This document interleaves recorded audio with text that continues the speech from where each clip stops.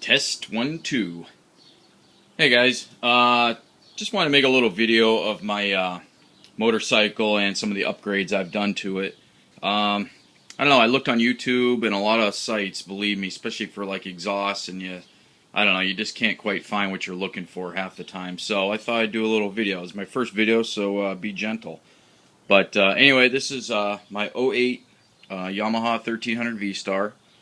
It's got a whole whopping 5,600 miles on it. I bought it new, and we ride, but I'm not like a hardcore rider. I'm not out there raining, morning, noon, and night. So, but we go to some bike rallies throughout the year, a couple bike nights, usually once a week for the summer. But anyway, yeah, some of the most recent things I've done. Put my RM, my Reckless motorcycle fairing on last year, had it painted. I'm happy with it. I swear I would never have a fairing at all, but after going with a ride with a few friends of mine last year, I got hit with one of those black and green stupid bumblebees in the nose, and I almost dumped it. So anyway, I decided to go ahead and get a fairing. A friend of mine had put one of these on his bike, and he told me about them, so I looked them up, and I think it's recklessmotorcycles.com, and yeah, I'm loving it so far. It came with a Millennia, the head unit. It's Bluetooth, it's all wireless. It's okay. It's 45 watts, of power times 4, but honestly, it sounds good till you start getting up to 26, 27, and then she starts getting a little distorted, so I'm kind of debating on whether to get an amp or not. And I know on their website they sell the Rockford Fosgate Punch, but man, they're about $100 overpriced on there. You can find those things all day on line for 145, 150 bucks. So, and they also advertise, and I just found this out. They advertised Polk Audio speakers, and these are actually called Pro Specs. And I guess they've been around a while, mostly marine and spa type speakers and motorcycle, stuff for outside. But I mean, it sounds good. But yeah, I don't know if that was a little misleading or not. I don't know how much more the Polk Audios, I don't know how better they would have sounded or not. So, but anyway, yeah, I like it. Some of the one of the first things I did, and this is coming to you from my pigsty of a garage, but it's soon to be my reloading room, so just got to find time to organize it. But I put the OEM passing lamps, highway lamps, whatever you want to call them, put those on. Got the OEM engine guards.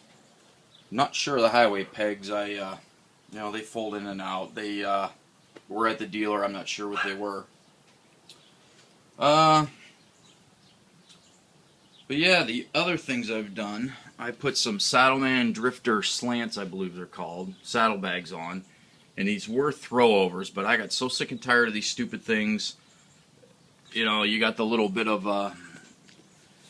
pleather, I call it, that goes across there, and the seat kind of holds it down, but it was still moving everywhere. I tried zip tying them, everything, so I finally said forget it. So I had universal saddlebag mounts, and you can probably see right there, it's those clips. They're like cable clips. They have the rubber on the inside to kind of insulate it. So I took them off. I found the height I want off my exhaust, marked the holes, drilled them, and matched them up with the other side, bolted them all together with some stainless steel hardware, and they haven't moved since, and they've been perfect. So what else have I done?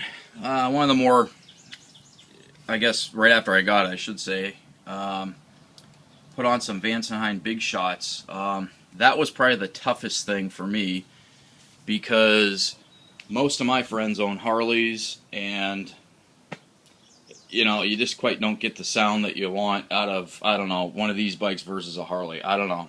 That's just my opinion, but anyway, so I ordered these, and I couldn't be happier. Every YouTube video and every site that you go to, they always have this popping sound, like it sounds tinny or something, but this thing has such a low end rumble. It vibrates things on the walls. It's not uber loud when you're sitting there at idle, but you definitely have that low end rumble. But when you get on these things, man, is it loud. So, but yeah, Vance and Hine big shots. Had to put a new tire on at 5,630 miles, but I guess that's kind of common. What else have we done? Put my Kyriokin hypercharger on, big air intake.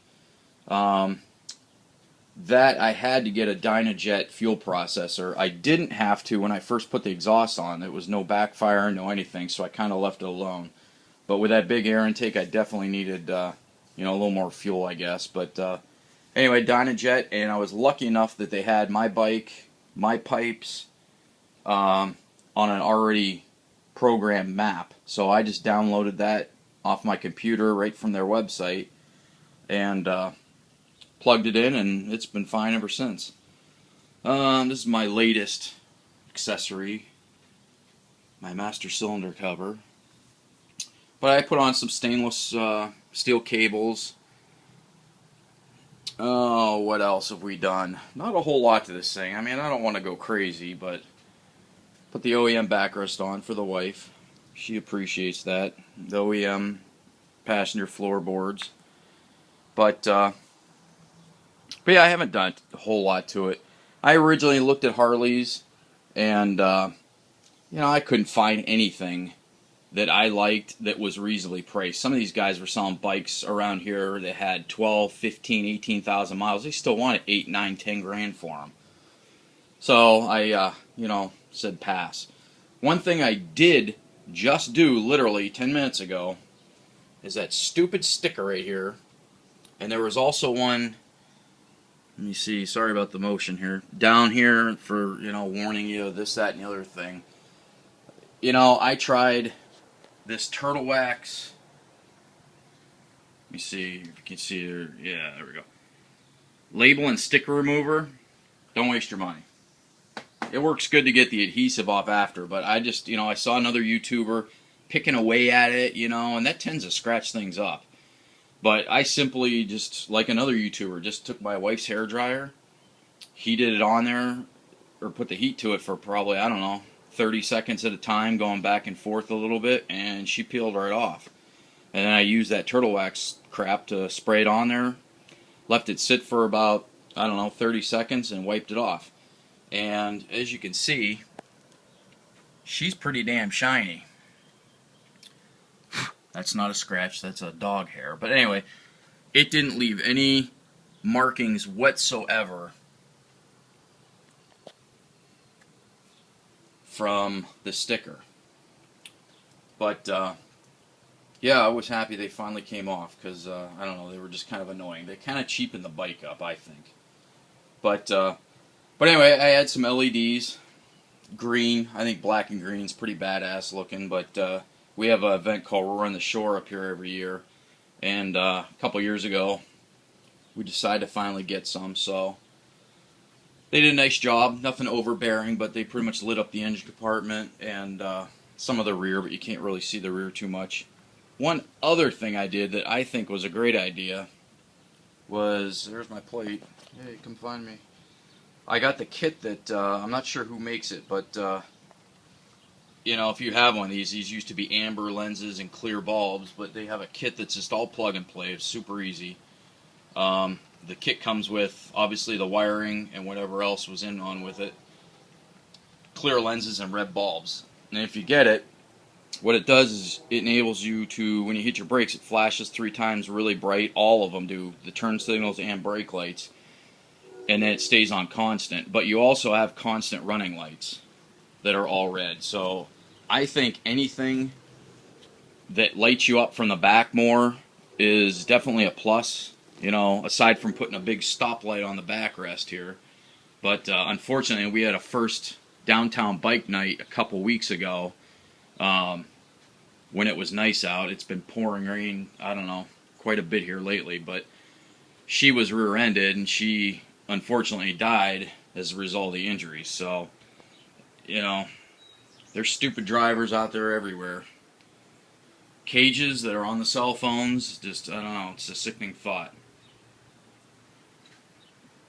But yeah, like I said, all in all, When I got the hypercharger on and the fuel processor, it was an instant off the throttle, I guess, crispness, if you want to call it that, where there was no lag. I mean, it just goes. There was no lagging. You know, I mean, it's a bike. It goes anyway, but you could tell there was a huge difference. And, you know, adding 2 or 3 horse, plus the pipes, maybe adding a couple more, you know, you're up to maybe 10 more horse. That's quite a bit for a bike. I think this is pushing 96 horsepower. I'm not positive, but I was on a website probably 2 years ago that had all this done. And again, it was the same bike, same pipes, not the same air cleaner, but a big air intake. And he was pushing 96 horsepower with that. So she gets up and goes. Comfortable ride. You know, it's kind of stretched out a little bit. But I love it. Like I said, I paid $8 grand for this thing. Out the door is like $8,143. And, you know, probably added $3 grand worth of accessories on the thing. And, you know, I try to do a little bit each year, but it's kind of getting to the point now where you kind of run out of stuff without making it look gaudy. But I love black and chrome. But let me turn this on, and maybe it'll probably sound like crap coming to you from my iPhone, but like I said, it's all Bluetooth. Get your mods, auxiliary 1, I don't know, auxiliary 2, I don't know.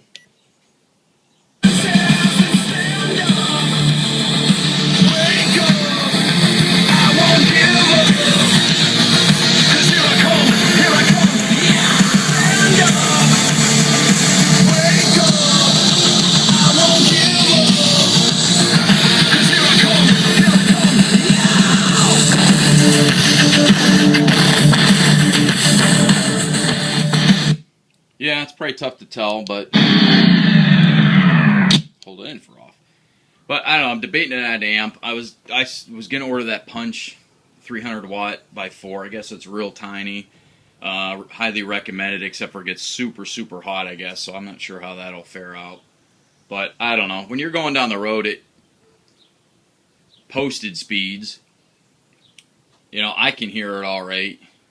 But my wife sometimes can hear it, you know, not too well. But, you know, like I said, the head unit is 45 watts times 4.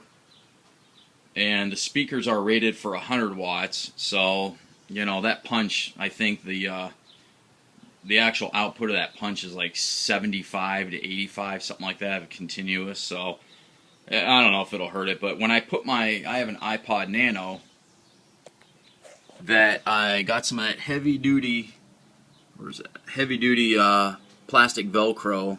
It's tough to see, but that's it right there. Just a little thing. I attach that up there. It stays on, except when you're going about 90-ish. It fell off and actually luckily fell into where the ignition is, and it stayed there the rest of the night. I couldn't believe it. So, but when I turn the iPod up to its full, I mean, it's, I don't want to say twice as loud, but when it's on 26 or 27 without, it's more like 35 or so with it on. I mean, it, you know, turn that volume up on that and it gives it quite a bit of boost. So I don't know, I might just leave it alone. But this fairing's pretty cool. It came with a USB auxiliary input. I'm guessing that's for like a flash drive or something. It's got 12-volt adapter down here. And one other thing, and maybe some of you guys could chime in, the only other thing I'm looking to add is that, you know, like an iPhone holder right there, just a smaller one, nothing huge. But yeah, all in all, I like the bike. I have had to do nothing except for the rear tire. It's got 5,600 miles on it. I've changed the oil. This will be the 4th time here. As soon as it gets nice out, I'm going to do it. And, so I don't know whether that's too much or not, but I decided to do it myself because our Yamaha dealer likes to charge me, I think it was almost 80 bucks to change the freaking oil in this thing. 80 bucks. I said, you gotta be kidding me. So I bought the little Yamaha filter, which depending on what brand you get is actually made for a Suzuki, but nevertheless, because it's in a weird spot, a regular oil wrench can't fit on there right, and believe me, just get the other one. I paid 13 bucks for this stupid thing, and it's probably going to save me, you know, a lot of time Last time I changed oil in this thing, I had to poke a screwdriver in there, and luckily it finally broke loose. But what a mess! It took me an hour to change the oil, so definitely worth the 13 bucks. But yeah, the saddlebags, I've got those. I've had those on since probably a month after I bought this thing. They look brand new. They're holding up real well. We've had, not a lot of stuff in there, but we've had maybe, a few things of pop on one side, so nothing that weighs a lot. And you can't really fit a whole lot in these. I believe these are the jumbo. I don't think they're the large, but I could be wrong. They're probably 15-ish inches. But, they come in a lock and key. I have jumper cables in there only because in my secret squirrel stock on my rifle. But anyway, the battery on this thing, the OEM one, finally died. And I got a Deca glass mat, something, whatever. That lasted, I don't know, not even 6 months. And I kind of argued with them back and forth, and they finally gave me a replacement one. And they said it was the stator and this and that. But anyway, it was the battery. So I win. But, the only other thing, this bike is black. Obviously, you can tell. Black's the worst. It's tough enough to keep a bike clean, but black's obviously the worst color. But like I said, you can't see a swirl mark in it at all. And I use this product called Master Shine, Wizards Master Shine. I just ran out of it the other day, so I chucked it in the garbage, and the garbage man took it. But if you can find that, guys, I would highly, highly recommend it, because in the 5,600 miles I've had this, I just had to wash this the other day with actual soap and water. And that was probably the 3rd time I've washed it, but it's a pain in the ass, man. I had a compressor here, but I took it down to our shop because we needed it down there, so I'm stuck here with the old chamois, and it took me probably a good hour and a half by the time everything was done dripping and getting everything. So I said, screw that. I ordered the air chamois online 2 days ago, so I'm kind of hoping that'll work out well for me. If anybody's got one, chime in and let me know how it's doing for you. But I have a bad back from landscaping and stuff, and I can't literally, as pathetic as this is, sometimes get down on my hands and knees and bend over and get all those nooks and crannies and all that. The air compressor worked great, but, from being a mechanic years and years and years ago, these guys would detail cars in our shop and they'd use an air compressor and it would blow water where you don't want it. So, plus there's there's oils and rust and crap that gets in the bottom of the tanks. Some guys say use a leaf blower. Well, go ahead. It's not like you're working out in dusty, dirty, unless you are washing and drying your bike on a dirt road or something like that. But our backpack blowers are all tied up in our trailers, and believe me, we got probably $1,500 worth of them, but they're dirty, they're nasty. Some guys say you won't pick up dirt. Well, that's bullcrap because I use them every day. They're just dirty, nasty things, so I don't feel like pelting my bike with, the potential of sticks, rocks, little dust debris, I don't know, whatever, little bits of mulch and stuff that gets sucked in there, leaves, I don't know. But anyway, so I ordered that air chamois, and hopefully it gets here in the next couple days. I don't think this will need wash, but I might give her a quick wash to wash that turtle wax residue crap I had on here. It actually came off. I used another stuff that I have for my boat. It's called Pro Polish. Got Bright. That works great too, but I don't think it works as well as that Wizards Magic Shine. So, definitely a good product. But again, in a nutshell, RM fairing, Reckless Motorcycles fairing, Millennia Bluetooth head unit, not rock or Polk audio speakers. They are Pro Spec speakers.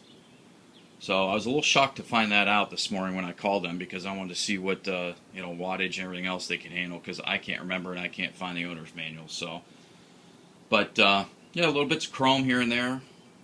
Carryock and hypercharger, Dynajet fuel processor, Vance & Hine pipes. I don't know. I could start it up maybe and see. Might help somebody out.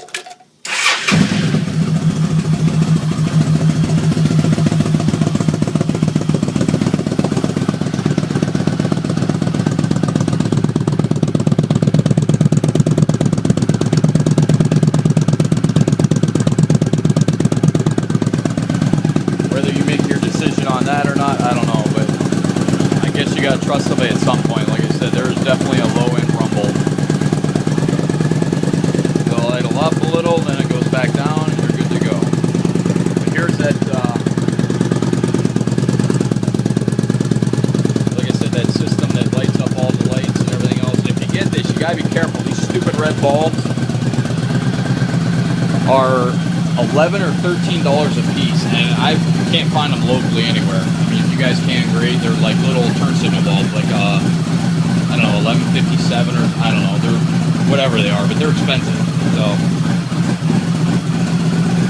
but yeah, and then if you got that annoying sticker, take a hair dryer. It took me probably less than 2 minutes, or to take both of them off. That one on the engine guard, that was a pain in the ass because I had to actually heat it up and it wouldn't peel, so I just had to slide my fingernail down and it peeled it off in strips. And then I used that turtle wax adhesive remover, wiped it down 2 or 3 times, put some polish over it, and it looks like it was never there. Same with the tank. You can't ever tell there was a sticker there. So, but yeah, if you guys got any questions, comments, feel free. But like I said, hopefully this might help somebody out. They're making a decision on something. Turn my LEDs on, not that you can really see them, but yeah, I guess you can. But yeah.